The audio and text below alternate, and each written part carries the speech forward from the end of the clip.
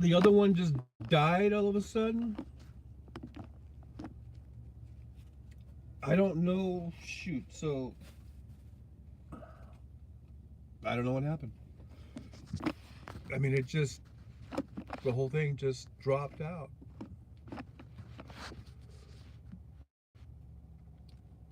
I was in the middle of telling a very engaging story about my athletic prowess with me and Renee Delacruz.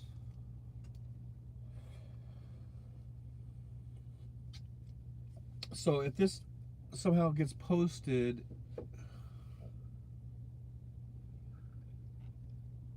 I don't know what to do now because the other one I don't think is running anymore. I'm confused. I'm so confused. What the hell happened? Let's see if I can find it on here anywhere.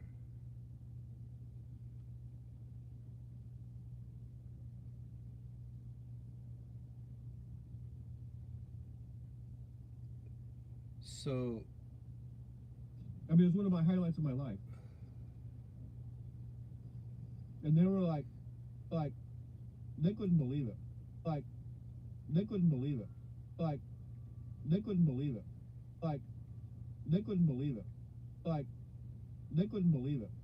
Like, they couldn't believe it. Like, they couldn't believe it. Like, they couldn't believe it. Like, they couldn't believe it. Like, they couldn't believe it. Like, they couldn't believe it. Like, they couldn't believe it. Like, they couldn't believe it. Okay, so like, that one is just an like, eternal loop. They couldn't believe it. Like, or something. So hopefully, I don't know if you're gonna find me, because I don't even see that one playing. I see the old one playing. I don't see this one here, even though it says I'm on, right?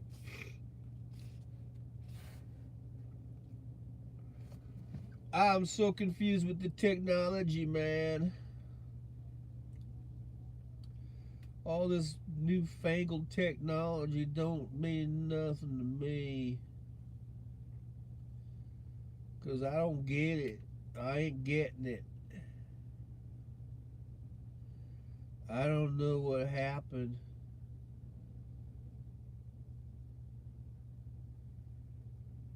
It ain't making no sense to me right now. It says two people are watching, but the other one that's not even running anymore.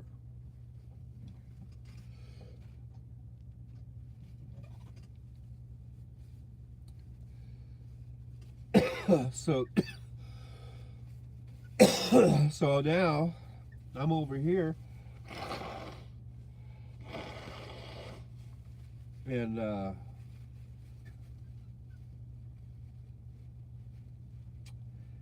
looks like that Decker truck having some problems. If he's gonna get on the hook there, gonna take him away. So anyhow, I guess if this thing is broadcasting, it says it is for 4 minutes and 3 seconds. Just to conclude the other story, okay, so we played the game of 2-on-2 with these high schoolers. We were only like in 6th grade, and I made 21 straight shots. Boom, boom, boom. Beat them 21-0. They took their ball and went home. We actually had a ball also, but I never had done anything like that in my life, and I've never done anything like that since. Except, now get this. Fast forward to I don't know what year it was, 1993 maybe. I'm about 32, 33 years old, and working at the post office in Van Nuys, and me and some few guys after work. We worked tour one, which is like a graveyard shift. And so a lot of times after work, not a lot of times, but sometimes after work, maybe we go to a local bar, have a couple beers after work, and we would shoot pool. There's this one place that had a pool table in the back. So we were back there, and shooting pool. I think there was like four of us guys, and we're like the only ones there, and we kind of just were around the table shooting pool and stuff, drinking the beer, like I said. Then all of a sudden, there's like a back door, and it just flies open, and this girl comes in, and she's dressed all in black, and she's really hot, really good-looking girl, like in her early 20s probably, dressed all in black, and she had her own little pool cue case, like she's the pro pool player, right?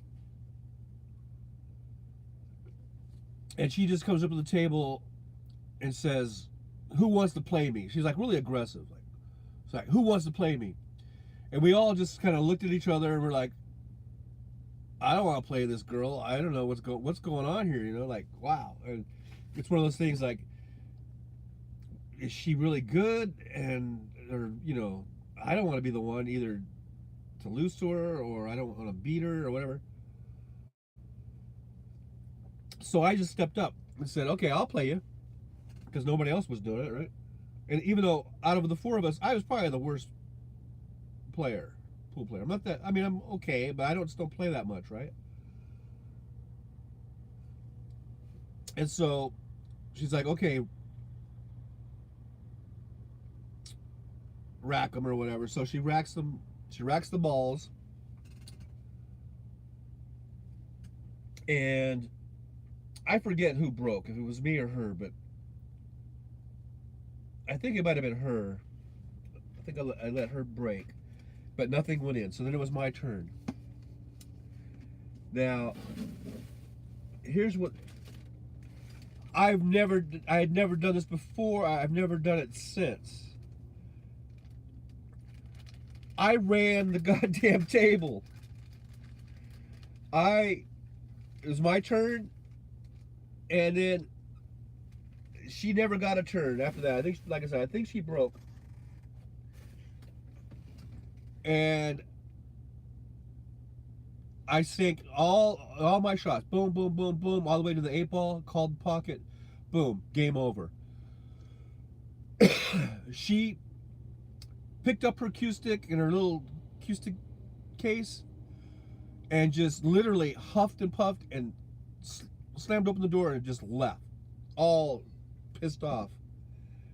And it was so funny because then all the guys, I turn around and they're all like, "Woo!" They're like, "Whoa, she's pissed. You pissed her off," and all this. And I was like, I didn't know, like, should I go easy on her? Should I? And so then I decided, well, I'm just gonna play my best, And they were like, "Dude, you smoked her,"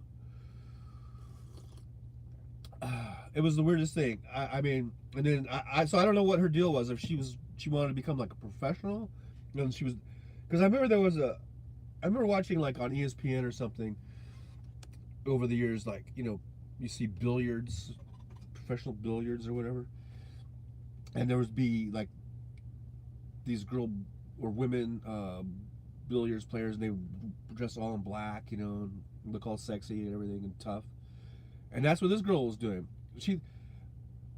But I don't think she was just anybody famous. I think she just was like, I'm gonna be a professional pool player, and this is how they dress or whatever. I don't know, but she was there to make some kind of point about how she could play, I guess.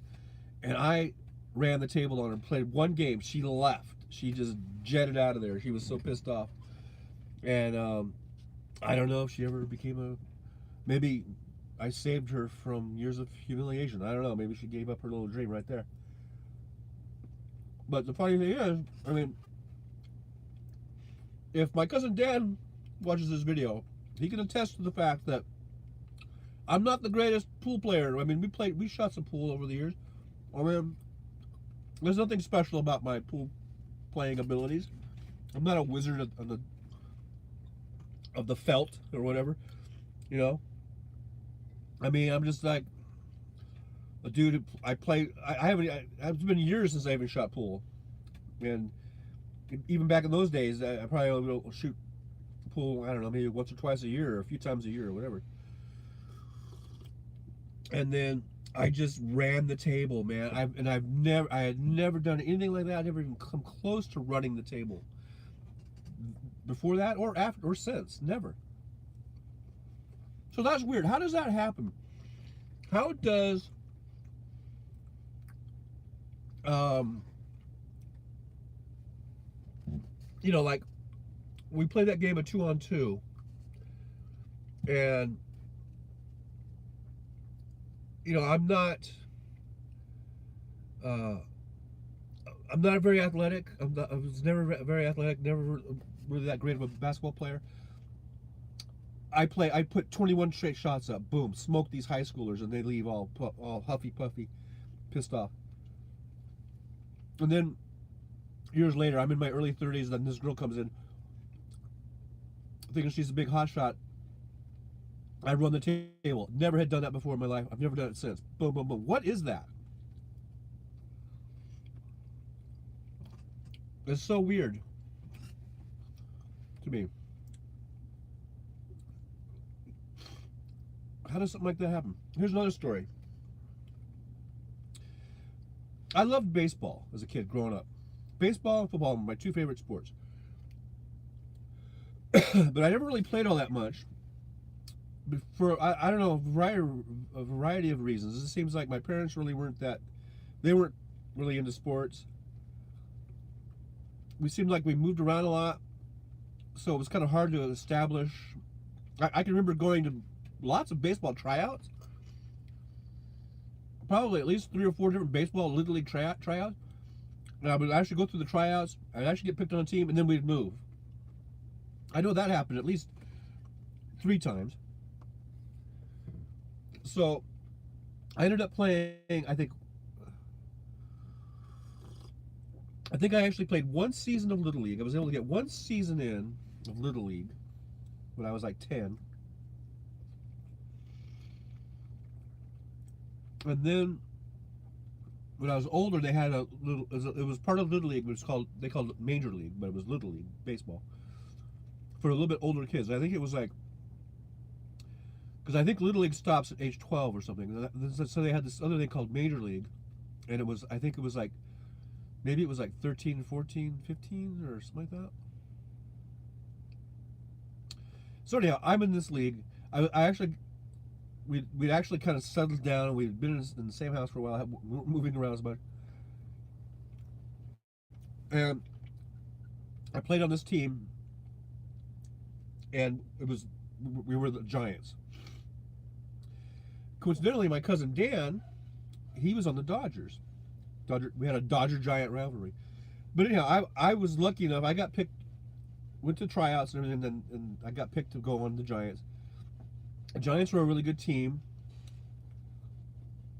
We were packed full of all-star players. I mean, probably had the best players in the league, obviously, because our team would go on and be undefeated that year. We were 18-0. It's an 18-game schedule. We won all 18. We were 18-0.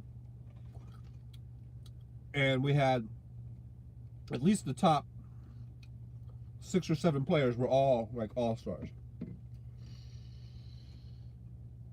I was not one of the all-stars. I was, I don't know what the deal was. At baseball tryouts, now, of course, they had pitchers from the league that were already in the league, and they would just, basically they're like throwing batting practice, right? They're not trying to get you out, they're just trying to get the ball over the plate, give you something to hit, so that the coaches that are watching you, they can just see how you swing and then see if you can hit the ball or whatever. Okay, so I realized that. I realized,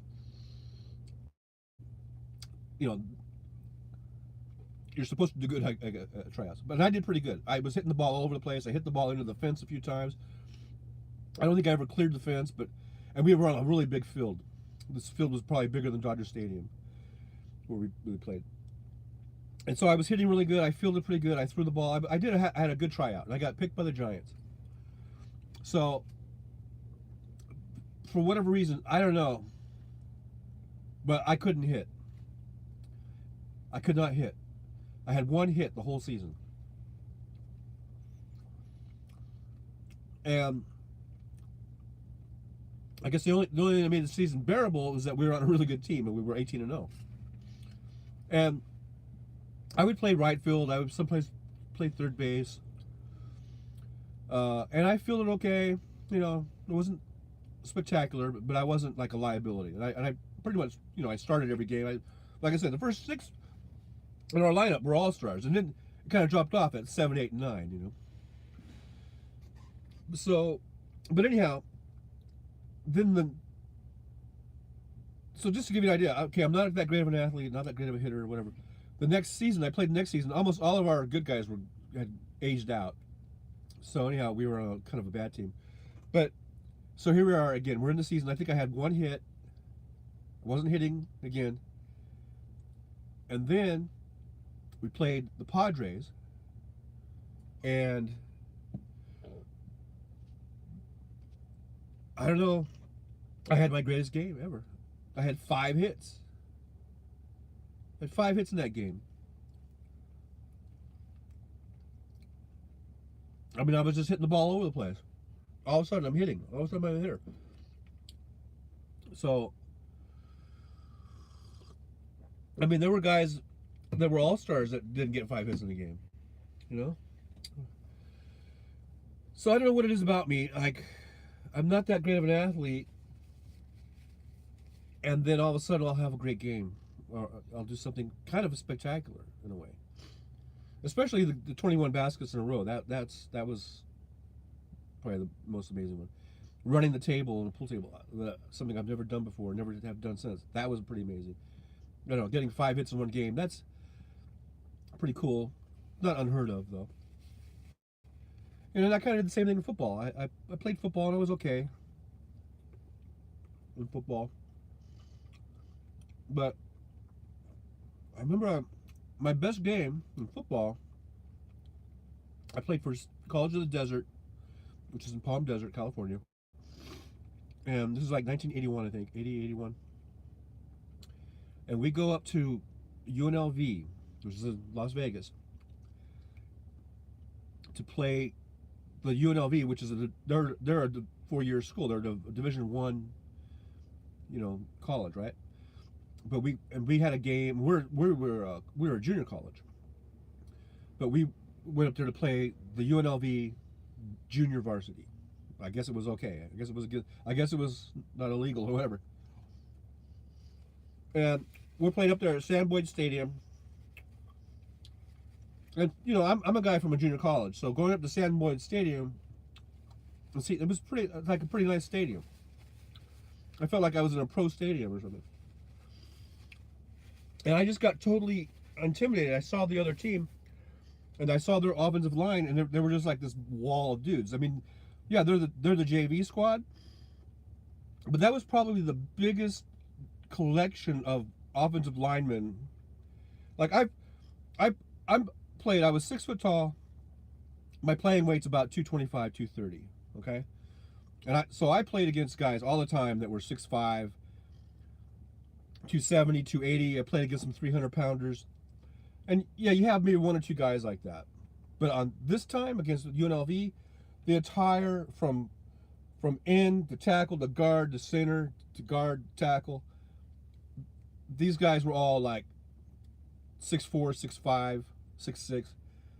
And they were big dudes, and they weren't like fat sloppy dudes. I mean, these dudes looked built, you know? They were like just solid built dudes.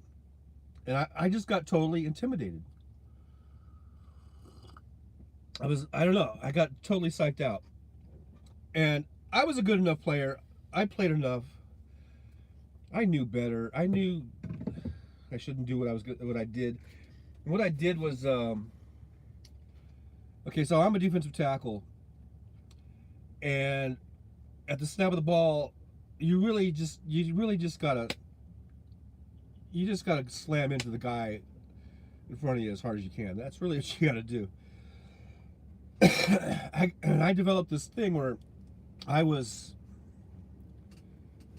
instead of firing into the guy, I was just kind of standing up, and I had this philosophy that I was going to just try to read the play and chuck that guy or get around that guy and go to the ball. That was what I was thinking, I guess. And that was a bad way to go because I got my ass handed to me continuously. I mean, I was kind of just standing up, and I was getting literally knocked on my ass. I never got beat that bad before. And this went on for the entire first half of the game, where I was just getting my ass kicked, to the point where they were that offensive line was laughing at me, and they were going, I want him. Let me hit that guy. I want that guy," because I was just getting plowed. I was getting rolled over. I was getting bowled over. I was getting pancaked. It was just an embarrassment. And they were like literally laughing at me. I've never been laughed at like that before in my life, in football anyhow. And so it's halftime. We go into the locker room, and the defensive line coach comes up to me and says, "What the hell's going on out there?" And I just didn't have I didn't want to tell him, I was afraid or whatever. I just said, "I don't know, man. They're just bigger than me. They're stronger." And he's like, "Hey, I don't give a shit about that. He goes, you need to fire into those guys. He goes, I've been watching. You're just standing around. You're just." He goes, look, dude. He who hesitates is lost. You are lost out there. He goes, "Look, I'm going to give you one series. If you're still out there and you're getting your ass kicked, I'm pulling you." I was like, "Okay, coach." So we go out second half, and so I guess I had an epiphany or something. I don't know. I was just like, I got to dump this stupid read technique I was trying to do, and whoever I'm lined up on, because sometimes you're usually outside shoulder of the tackle. Sometimes if you're down in like an even front, you could be over the guard. You might be out on the edge a little bit. Whatever it is, but whoever is my guy that I'm lined up on, snap of the ball, I'm just gonna go fucking balls to the wall. I'm gonna fucking just hit this guy with everything. I don't care where the ball carrier is. I don't care where the quarterback is. I don't care where the ball is for that first, second or two, and which is the way it's supposed to be. That's the way you're supposed to play as a defensive lineman anyhow. For some reason, I had gotten away from that. And so, first play from scrimmage, boom, I knocked this guy, I pancaked his ass, knocked through him. I'm in the backfield, right there in front of the ball carrier, who had just gotten the ball, and I tackled his ass for a loss, behind the line of scrimmage. And I remember that guard, I think it was a guard I hit. I don't know. That I was over. And I remember that dude, he pops up, and he's like, who is that? And he's like trying to look in my helmet. He's like, they're changing players. And he's like, they're changing jerseys, or something like that. He immediately was like, there's no way this is the same guy that he had been dominating for the whole first half. They thought I was like a different player that had just changed jerseys for some reason. I don't even know. That didn't even make sense to me. I mean, why would you don't have to do that. They could just bench me and put another player in. They don't need to change jerseys, right? But anyhow, and so that's it. I was like, every play, I'm just slamming into these guys as hard as I can. I'm knocking them back into the backfield. I'm getting into the ball carrier. I'm getting into the quarterback, and they're complaining to the ref. Hey, they're changing players. That's a different guy or something like that. And and the ref just looks at me, and I looked at him. And I'm like, it's just me. I've been here all the time. And the ref's like, he kind of like waved him off, like, shut up, you guys are idiots. So, long story short, second half, I had the best game of my life. I mean, I it was amazing the difference between the first half where I couldn't do anything and we were losing. We were losing this game like bad. It was like I think it was like 28-7 at the half or something. And then I started playing good and I was actually stopping their offense and I was getting tackles behind the line of scrimmage. I sacked that quarterback like 3 times. I stripped the ball. I almost picked it up and ran it in, but then my end right next to me, he scooped the ball up. We ran it in for a touchdown. Well, he did. Should have been my touchdown.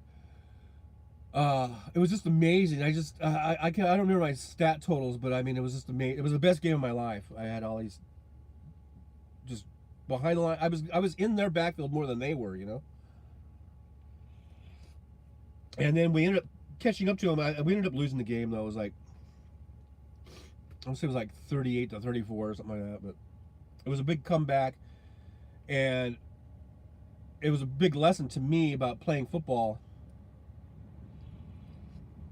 about playing defensive line, that you can't go in half-assed. You can't, especially against bigger, stronger guys like that, man. I learned that you just, at the snap of the ball, you just go as hard and as fast as you can and you just knock the shit out of them. That's what I did. And so that was my greatest game probably, was that game. I played a few more years and then at other places. And I remember playing semi-pro ball when I'd thinned down. Like I said, my playing weight was usually around 225, 230. And I was pretty strong. I could lift a lot of weight, you know, in the weight room and stuff. But then after college, I was working at the post office. Then there was some semi-pro teams down, well, where I lived, and so I went ahead and went out for the semi-pro team. But now I was only about 190 pounds, and I hadn't been lifting very much for a couple of years. And I remember playing I played a couple seasons, and it just wasn't the same. I just wasn't as strong as I was. And I remember in the second season, we were playing against, I think, the LA Outlaws, or I think it was LA Outlaws. And I remember this guy, he was a pretty big guy, 6'3", probably 300 pounds, tackle, pretty fast guy, pretty good tackle. I remember going against this guy, and I couldn't budge him. He was just, again, it was like I was being dominated. And I remember just thinking, God, if this was just like a few years ago, I would destroy this guy. I would have destroyed that guy, and I couldn't do shit against him. And I remember where I decided to call it quits. Pretty much was he actually got up under my shoulder pads and just drove me all the way from like the middle of the field all the way to the sideline, right in front of his bench. And I remember all of his dudes on the bench were just laughing and calling me names, and it was really humiliating. And I remember, but you know, it is what it is, you know. And they were right. I was just totally horrible. And I remember going back to our bench, our sideline or something, and I just went and sat down. And I was like, "That's it. I'm done. I'm done. I can't play anymore. I'm not strong enough anymore." And it was kind of sad because I wish I could have played that guy when I was more in my prime, because I would have destroyed that guy, you know. I would have pancaked that dude. It would have been so different, yeah. And it's not like I was that old. I mean, I was like 30 at the time, 30, 31. But I just, you know, hadn't been working out, and I'd lost a lot of weight, and I wasn't strong anymore. When I played football, I was pretty strong. I mean, when I played in college and stuff, I was, you know. But playing semi-pro, it's sort of like it's a hobby, and you got a 40-hour-a-week job, and you can't really. It's kind of hard, especially working graveyards and stuff. It's hard to try to stay in shape. So anyhow, I guess that's it for the show today.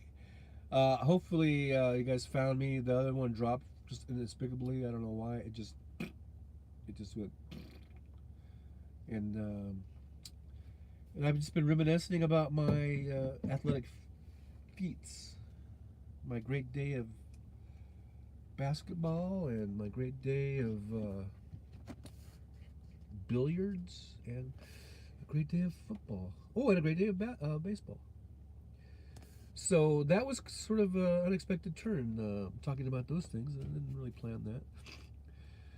So anyhow, here I am over here at still at the Seven Feathers, the truck stop, and I actually hit the road. It's 10 o'clock. Been doing this almost an hour. I've got to hit the road. It's been kind of warm up here. Okay, Jolie. Yeah, check it out. Check it out. If you want to know about my athletic accomplishments. But yeah, I'm up here in Oregon, and it's been kind of warm by Oregon standards, but it's actually really nice, especially when the evenings cool down to like in the 60s. That's so nice for it to do that. I'm heading down to Phoenix, which I've said before in other broadcasts. That's what I call hell. I hate Phoenix. It's bad enough that it's going to get up to 110 or 115 or 120 degrees or whatever it's going to get up to today. That's one thing. But then it's going to stay hot all night long. Sometimes it doesn't go under 100 degrees. You know? That's what I hate about Phoenix and other areas like that. It's like, give me a break. Like here, yesterday it got up into the 90s, but then at night it cooled down to the 60s. So you get a break, right? You get a break from the heat. And so I don't mind if it gets 90 up here, you know, because it's going to cool down. But up there it just doesn't cool down in Phoenix. So anyhow, that's where I'm off to. I gotta deliver this load by tomorrow night, so I better get going. I'm just doing my pre-trip right here, right now, and I'm gonna get down there and hopefully get a load as quick as I can to get out and get on up back to some cooler climates. So I like coming up to Oregon and Washington. Like I said, even though there's people up here are complaining about because it gets into the 90s or whatever, like I say, at least at night it cools down. So okay, so I'm gonna go ahead and play some music.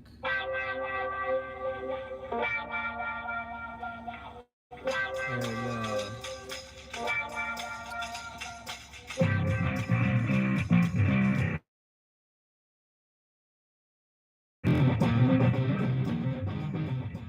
I'm just gonna go ahead and do my thing.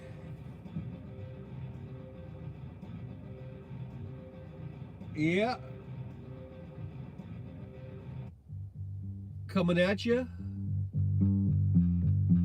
from a truck stop in Oregon, right here.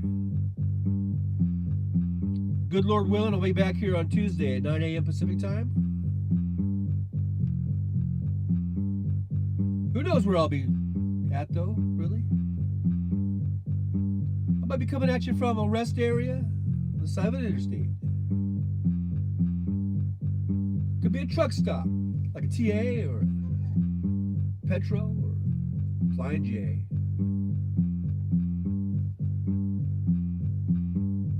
Or even, who knows, yes, maybe even a Walmart parking lot. So until then, my friends,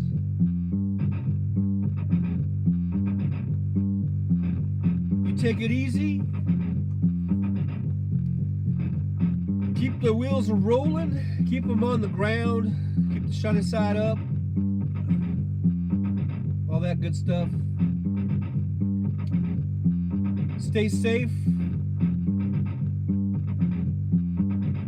And I'll see you around. I'll see Jolie and Kiki Streets and everybody. I'll probably see you out on Hal. And I'll see you on Liberal Dan. And I'll see you on all those usual places that we see each other. Be sure to say hi. All right. So from Canyonland, Oregon, I am out.